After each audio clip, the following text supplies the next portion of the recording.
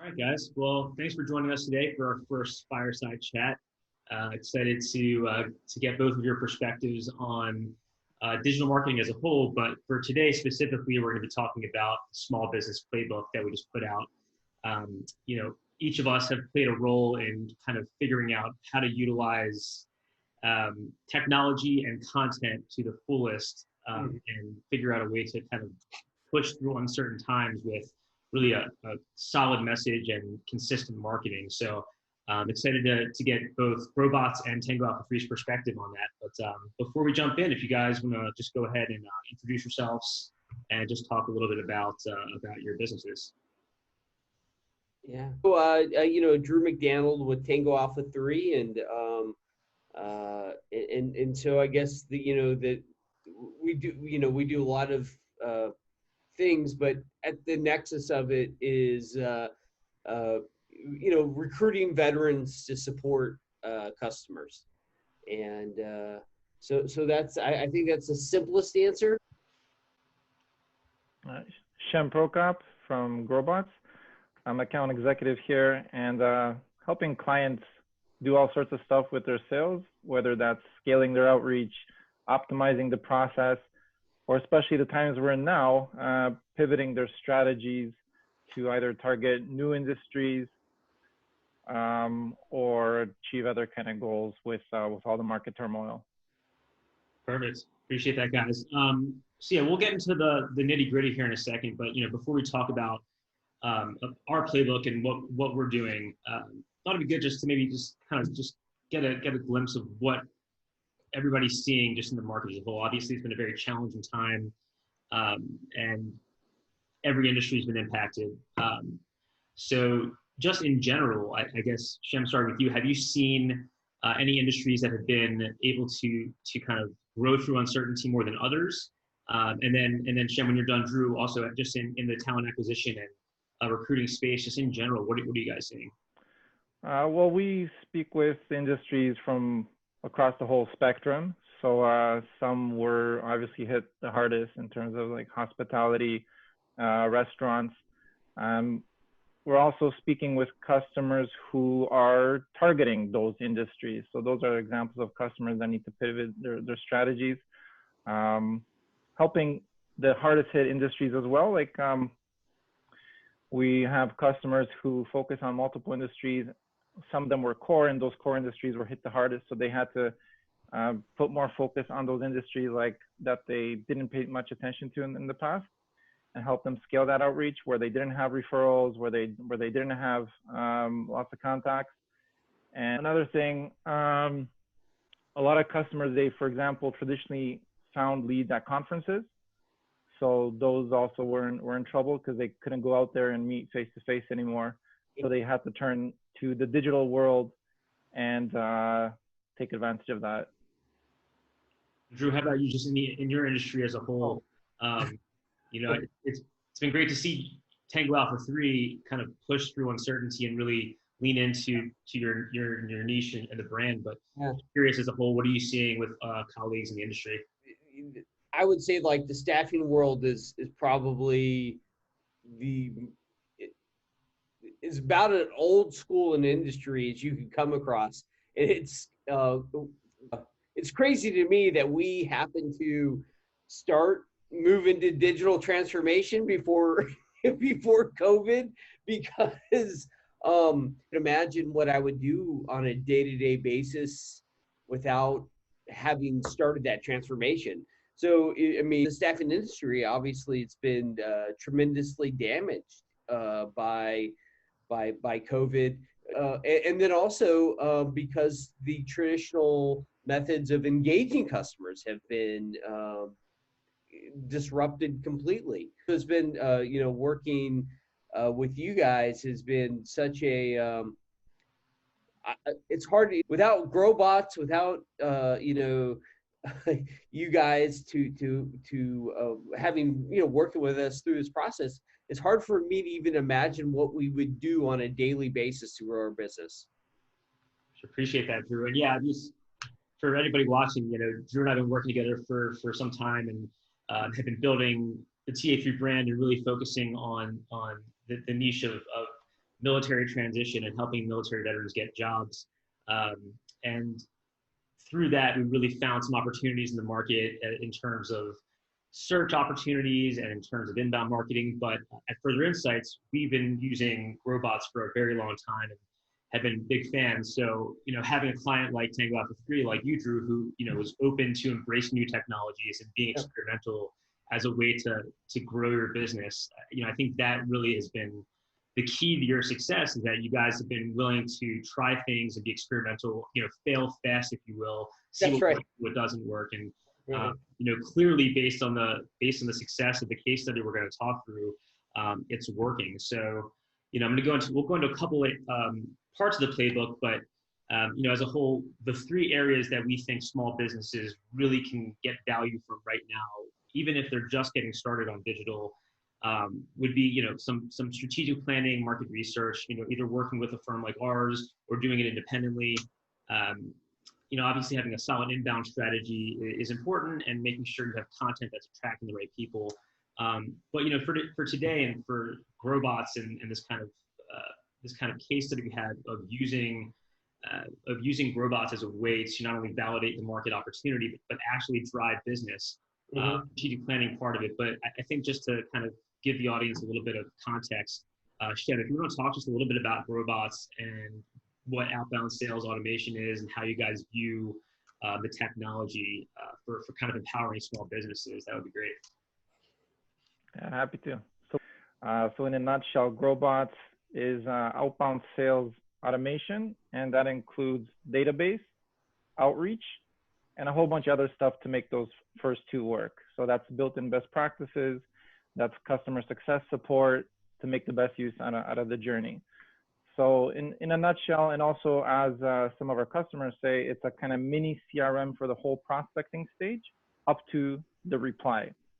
So finding target groups, setting that up with various outreach strategies where email is one big part of it, but also combining LinkedIn touches, calls, anything that makes sense to invest that kind of time. And most importantly, I would say, especially for companies starting outbound, is A/B testing. Because we might have different ideas, and what I usually say, instead of arguing about them, bet a bottle of whiskey and test them out. And within a couple of weeks, instead of a couple of months, our clients are able to see what's actually working based on real numbers, our warm reply analytics, whether that's types of messaging, whether that's types of outreach strategies, so combining email with other channels, if it makes sense to invest that time, or whether that's A/B testing hypotheses they have about where opportunities lie within subsets of their wider target group. So breaking their target group down into sizes, into other factors, and identifying where the most potential lies now, and being flexible and able to pivot that strategy as everything's changing. Great. And then, Drew and I have had some really funny conversations just about what sales was like in the before times. That's right. Not before COVID, but before Growbots and before data and technology really empowered salespeople. The traditional door to door and talk to 1,000 people to get one meeting. It's been eye opening to us, and I think seeing Drew's reaction to the value of a platform like Growbots and what it can do from a data perspective, it's been great. So I guess, Drew, if you want to talk a little bit about that and just how you're using Growbots as a way to drive business. Yeah, in a really simple way, it allows an architect to be a builder also, right? Because you're able to you have an idea in your head, and then you can build out that idea and then execute against it while you're doing something else.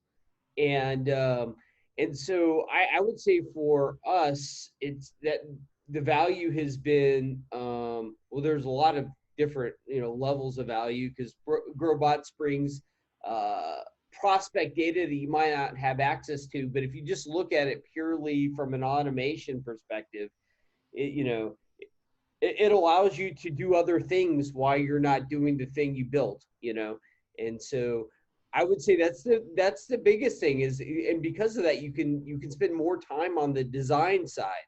Like, you can spend more time on your ideas when you have to spend less time executing against it because it's automated. So that's what's been really cool is you can really invest time in content, which is what customers care about, right? So it'll basically allow you to invest more time in things customers care about and less time doing things that customers don't care about.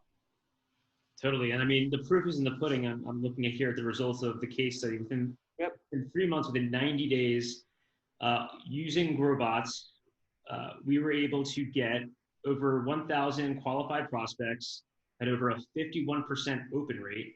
We had a meeting booked rate. So 40 meetings were booked via HubSpot calendar from that. And then you guys had a 7.5% close rate. So, you know, being able to not only drive meetings and drive interest, but actually driving business through these interactions, you know, I think it just shows that when you commit to a practice of innovation and continuous learning, it's not just vanity metrics. You actually can move the needle. So, you know, I want to kind of dig into the campaign as a whole, but Drew or Shen, if you guys just want to kind of touch on best practices that you found in terms of building sequences or finding prospects. I think, you know, a lot of small businesses are just kind of struggling with where to start. Okay. Drew, you want to start? Yeah. I mean, so my observation is context is everything. When you build a campaign, you know, what we've noticed is the more generic it is, the less value anyone gets from it. And also, I mean, so you can personalize something, but I do think that I think that the observation that stands out to me, based upon the data, and again, Growbots provides a platform to scale, and the data tells us that is what you do is you focus on something that is relevant. And I know that sounds, and so it's not about, you know, mentioning someone's in an email, someone's, in-law, right? It's really about if you focus on their industry and something that is valuable to that industry, then that's where I think the sauce is. So that's my perspective, right? So focus on context. To build on what Drew said, so I would maybe break it down to a few pieces. So it is about who you're targeting, and then it's about what you're targeting them with, and then there's a whole bunch of best practices around that, like timing of emails and other things. But regarding the target group, whenever we have customers that have a wider definition of some target group, like, you know, HR directors in all companies above 1,000 employees. So we would advise to even break that target group down as much as possible, whether that's size or any other kind of factors, because in the end, we want to have multiple campaigns with these kind of subsets of that wider target group, and to be able, as you said, to tailor that message to each of those subsets, to be speaking their language. Sometimes it's also about targeting different profiles of prospects within different types or sizes of organizations. So breaking down the target group, keeping the messaging relevant. And one common mistake I see, I try to say something like to my clients that are especially starting their outbound adventures, to not hide behind the automation. Because like if we're talking about the email sent through Growbots, they're actually sent out of the outbox of our client's mailbox. And the prospect is receiving an email from you. They don't know there's any, you know, Growbots, automation, anything involved. And I see often clients, they write the emails like in a very generic like way that just doesn't make sense. It doesn't convert. It's not nice to read. And I just say, you know, just forget about the automation. Think about like scaling your authenticity. Just write that message like from one human to another human. And that's what works. That's what works. So there's a personalization at scale.